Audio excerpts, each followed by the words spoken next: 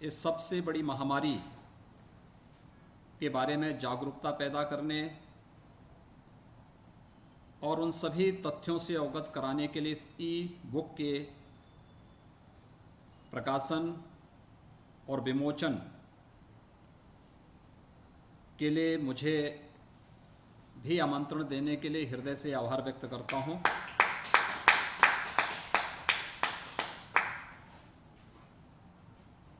मैं धन्यवाद देता हूं उत्तर प्रदेश राज्य विधिक सेवा प्राधिकरण के कार्यपालक अध्यक्ष और प्रदेश के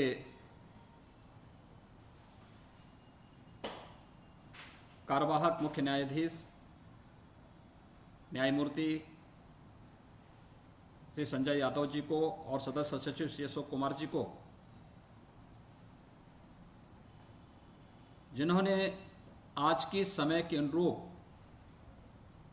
उन सभी तथ्यों को ध्यान में रख करके इस ई पुस्तक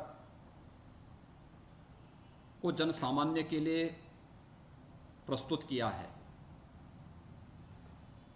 हम सब जानते हैं भगवान बुद्ध ने एक बात कही थी, ये दुख है, उसका कारण भी है और उसका निवारण भी।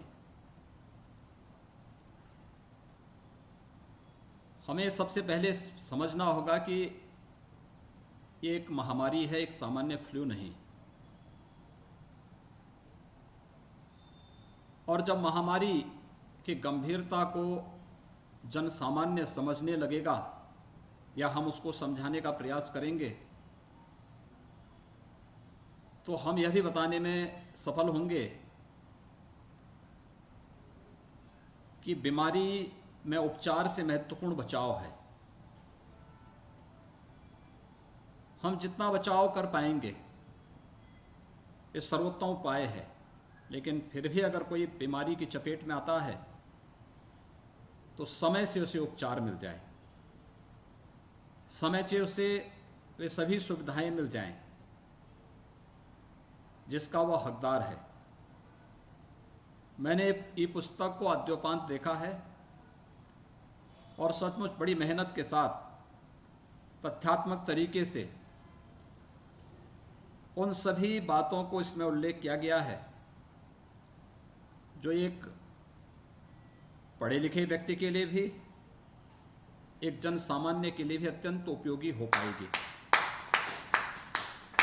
ये आज की आवश्यकता है।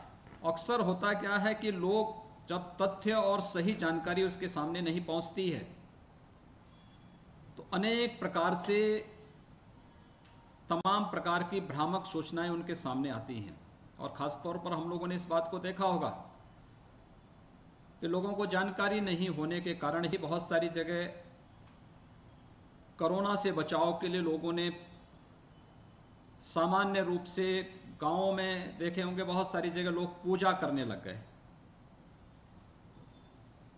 कोरोना को एक देवी के रूप में प्रस्तुत करने लग गए। लोगों की भावनाएं हो सकती हैं, लेकिन कहीं ना कहीं ये बताता है कि उन लोगों तक सही तथ्य और सही जानकारी का अभाव है। और बचाव के बारे में उन्हें हम जितना जागरूक कर पाएंगे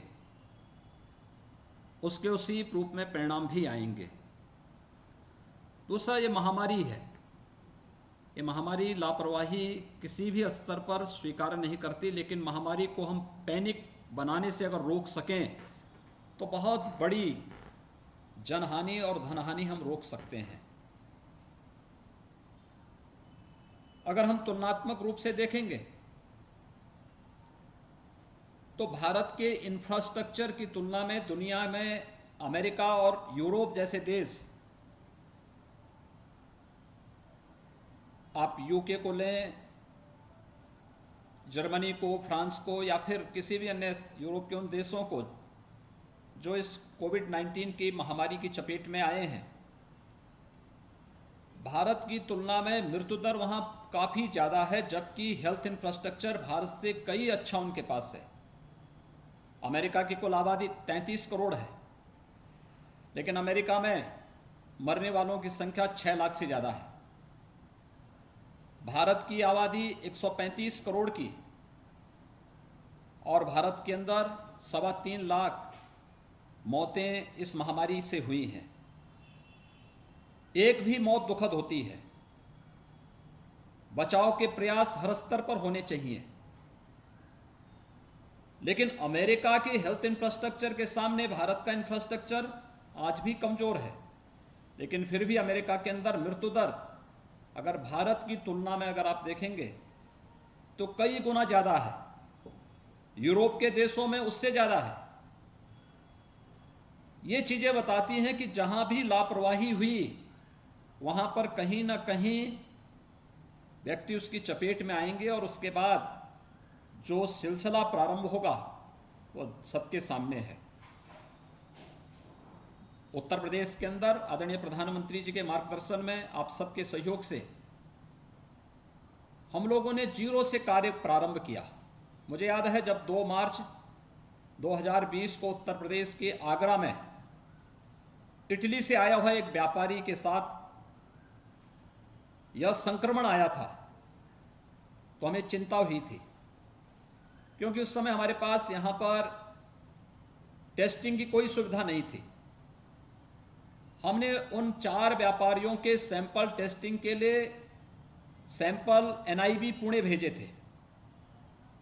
हमारे पास कोई टेस्टिंग सुविधा नहीं थी, लेकिन अगले 21 दिन के अंदर हम लोगों ने KGMU में एक टेस्टिंग लैब स्थापित की थी, जिसमें केवल 72 टेस्ट हो रहे थे।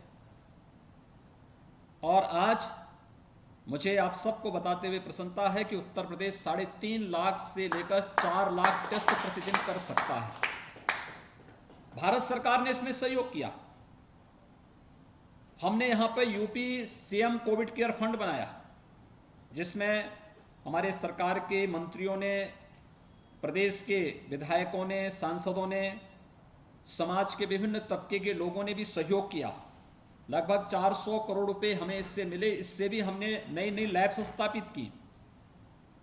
जब पहला पेशेंट उत्तर प्रदेश में कोविड पॉजिटिव का आया था, उपचार के लिए हमें सफदरजंग दिल्ली भेजना पड़ा था, और आज हमारे पास 80,000 ICU और आइसोलेशन के बेड्स उत्तर प्रदेश में मौजूद हैं, जहां पर हम लोग उन लोगों को उपचार की सुविधा दे सकते हैं और हर प्रकार से लोगों को सुरक्षा की गारंटी की दिशा में एक प्रयास प्रारंभ कर सकते हैं।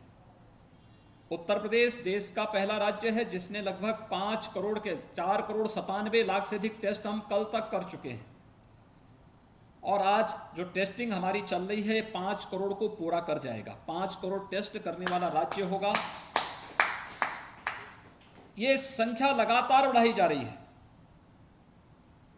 पहली वेव में भी लोगों को चिंता थी यूपी का क्या होगा, क्योंकि मैं जानता था कि जब कोविड का पहला मरीज उत्तर प्रदेश में आगरा में, उसके बाद फिर नोएडा में देखने को मिला, तो हम लोगों को चिंता हुई थी। हम लोगों ने इसको कंटेन करना प्रारंभ किया, अपनी कार्रवाई प्रारंभ की। लॉकडाउन होगा, हमें इस बात का अंदाजा नहीं था। लॉकडाउन के बाद व्यापक पैमाने पे लोग वापस आएंगे, इसका भी अंदाजा नहीं था, क्योंकि प्रारंभ में लॉकडाउन तो 1 सप्ताह का था, ये बढ़ता गया, 2 महीने से अधिक चला। 40 लाख प्रवासी कामगार और श्रमिक यूपी में आए, और यूपी में न केवल उत्तर प्रदेश के बल्कि बिहार, झारखंड, वेस्ट बंगाल, उड़ीसा, असम और इस ओर से जाने वाले जितने भी लोग थे, मध्य प्रदेश के लिए, छत्तीसगढ़ के लिए या राजस्थान के लिए या पूरब से पश्चिम की तरफ जाने वाले जो भी लोग थे, उत्तर प्रदेश होते हुए जा रहे थे। लॉकडाउन था और बहुत सारे राज्य ऐसे थे जिन लोगों ने अपने यहाँ इन लोगों को लेने से इनकार कर दिया था। तो लगभग 1 करोड़ माइग्रेंट लेबर को उत्तर प्रदेश में हम लोगों ने क्वारंटीन सेंटर में रख करके उनके भोजन की व्यवस्था, उनको सुरक्षित रखने के साथ साथ जब लॉकडाउन खुला तो फिर अपने उत्तर प्रदेश परिवहन निगम की बसेस के माध्यम से या फिर भारत सरकार के द्वारा स्पेशल ट्रेन जो चलाई गई थी उनके माध्यम से उनके गंतव्यों तक पहुंचाने का कार्य भी उस समय किया। लोग कहते थे आप गलत कर रहे हैं क्योंकि इससे बहुत इन्फेक्शन फैल जाएगा। मैंने कहा हम इन्फेक्शन को भी रोकेंगे, लेकिन जो सड़कों पे चल रहे हैं इनको भूखों नहीं मरने देंगे।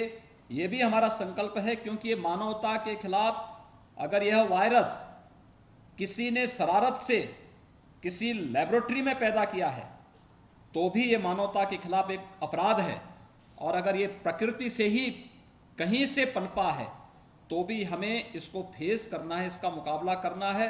लेकिन सड़कों पर कोई भूखों नहीं मरेगा, हमें क्वारंटीन सेंटर में ले जाके इनके भोजन की व्यवस्था करेंगे। और हर एक स्तर पर एक सफल मॉडल प्रस्तुत करने का प्रयास हम लोगों ने अपने स्तर पर किया था। लगातार लोग इस बात के लिए चिंतित थे। मुझे याद है जब 22 मार्च को जनता कर्फ्यू का आह्वान किया गया था, जनता कर्फ्यू के सायंकाल मेरे पास देश के 2 महत्वपूर्ण संवैधानिक पदों पर बैठे हुए महानुभावों का फोन आया, आदरणीय राष्ट्रपति जी का और आदरणीय उपराष्ट्रपति जी का। इन लोगों ने कहा, योगी जी हम लोग चिंतित हैं यूपी से, यूरोप की जो स्थिति है और यूएस की जो स्थिति है, अगर यह उत्तर प्रदेश में हुआ तो क्या होगा।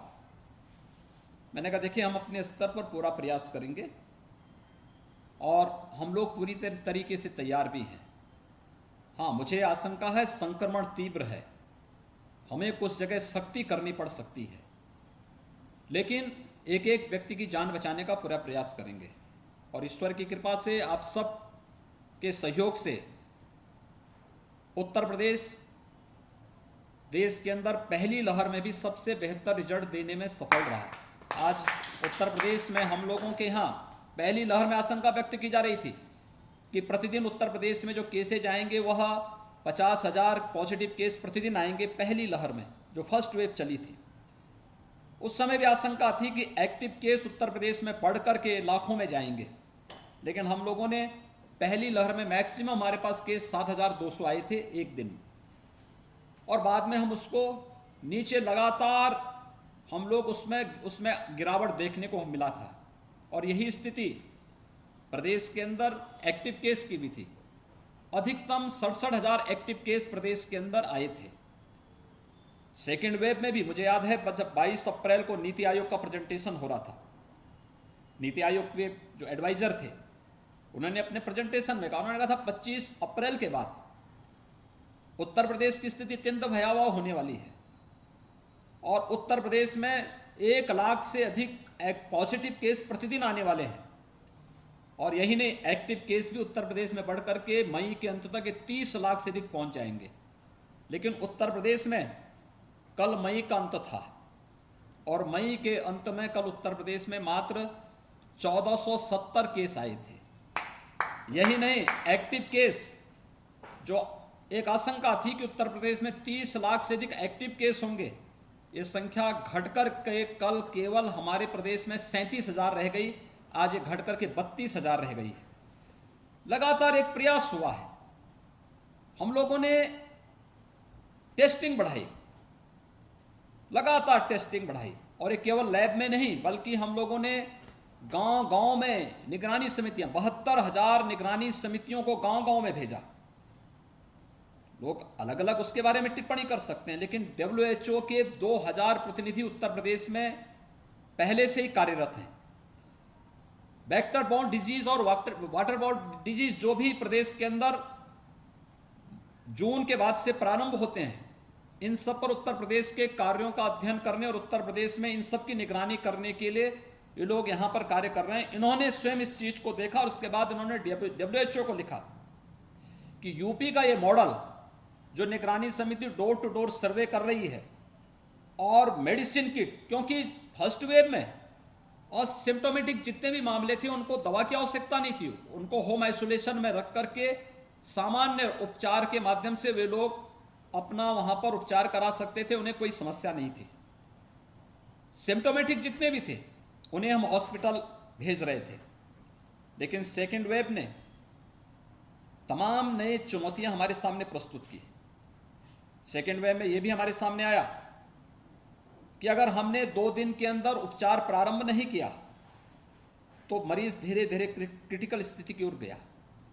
और इसीलिए हम लोगों ने 15 अप्रैल के बाद से 72,000 निगरानी समितियों को गांव-गांव और मोहल्ले-मोहल्ले में भेज करके उनसे कहा गया कि भाई देखिए, आपका काम है कि घर घर आप सर्वे करिए और दवा किसी भी लक्षण युक्त व्यक्ति को, क्योंकि ये लक्षण कोरोना के भी हो सकते हैं और ये लक्षण सामान्य वायरल फीवर के भी हो सकते हैं, हम सब जान रहे हैं ये सीजन, इस समय टेम्परेचर 45-46 होना चाहिए था, लेकिन टेम्परेचर 30-35 के बीच में है। जब भी मौसम में इस प्रकार का बदलाव होगा, ये वायरल इन्फेक्शन के लिए अनुकूल अवसर होता है। और मैं इस बात से पिछले 25 वर्षों से निरंतर कार्य कर रहा हूं, तो मैंने इस चीज पर अनुभव किया कि हमें वास्तव में मेडिसिन किट अर्ली भेजनी पड़ेंगी। जितना अर्ली एंड एग्रेसिव हमारा कैंपेन होगा, हम उतनी जल्दी अधिक से अधिक लोगों की जान को बचा पाएंगे। और उसका परिणाम भी रहा कि हमने पहले चरण में निगरानी समितियों के माध्यम से दवा पैकेट घर घर भेजना प्रारंभ किया। अगले 24 घंटे के अंदर उनका एंटीजन टेस्ट करवाना, और एंटीजन टेस्ट के बाद जिनके पास होम आइसोलेशन की सुविधा थी उन्हें होम आइसोलेशन में, जिनके पास नहीं थी उन्हें क्वारंटीन सेंटर में या फिर किसी हॉस्पिटल में एडमिट करवाने की व्यवस्था की। ये सभी कार्यक्रम एक साथ चले। आज उसका परिणाम है कि सेकेंड वेव पर हम लोग लगभग नियंत्रण करने में पूरी तरह सफल हैं, और उत्तर प्रदेश के अंदर आज के दिन पर एक्टिव केस काफी कम हो चुके हैं। और इसीलिए हम लोगों ने प्रदेश के अंदर 61 जनपदों में आज से कोरोना कर्फ्यू में सुबह 7 बजे से लेकर सायंकाल 7 बजे तक की पूरी छूट दी है। यही नहीं, 3 नए जनपद और हैं जिनको आज फिर हम छूट देने जा रहे हैं। जहां भी 600 से कम एक्टिव केस हैं, उन जनपदों को हम लोगों ने कोरोना कर्फ्यू में छूट देने की कार्रवाई प्रारंभ की, और उसमें सफलतापूर्वक ये कार्यक्रम आगे बढ़ रहा है।